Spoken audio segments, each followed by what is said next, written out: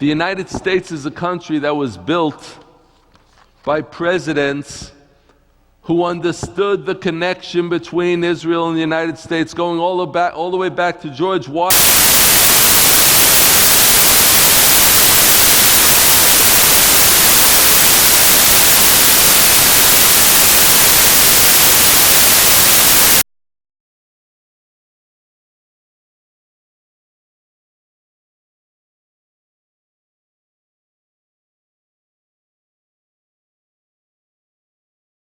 150 years before the return of Israel to its land,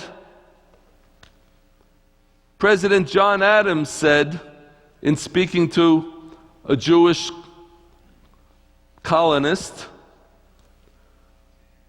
or I should say a resident of the new United States who served in the military, he said, "I wish that you had been at the head of 100,000 Israelites, marching with them into Judea," referring to the last remnant of Israel, "and making a conquest of that country and restoring your nation to the dominion of it.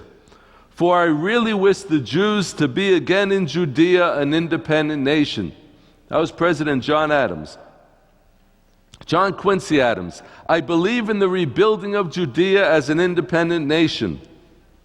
Well, not long after the Emancipation Proclamation, President Abraham Lincoln met a Canadian Christian Zionist who expressed hope that the Jews who were suffering oppression in Russia and Turkey at that time would be emancipated also by restoring them to their national home in the land of Israel.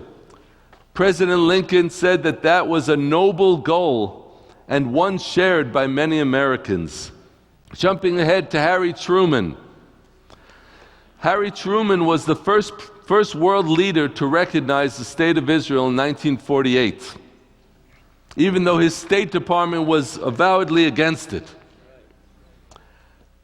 He had the courage to stand up to the State Department. He recognized the State of Israel, and shortly thereafter, Rabbi Yitzchak Halevi Herzog, the chief rabbi of Israel, came to visit him to thank him for the support that he gave to Israel to be recognized as a state by the nations of the world. When he came to him, he pulled out his Bible. Rabbi Herzog pulled out his Bible. He started reading about King Cyrus, the Persian king who had enabled Israel to rebuild the Holy Temple in Jerusalem. When he did that, President Truman pulled out his Bible also and started reading. And they read together. Then President Truman turned to the chief rabbi and he said, "Tell me, Rabbi, is it true that the hand of God is in this," meaning the return of Israel to its land? The chief rabbi looked at President Truman in the eye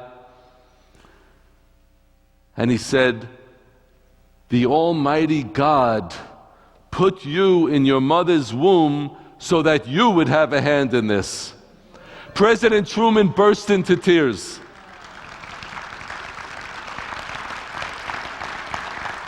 So President Truman understood the connection, that biblical connection between the United States and Israel, and he also understood that the blessings that come from Israel can make the United States strong, and they can make the United States strong again.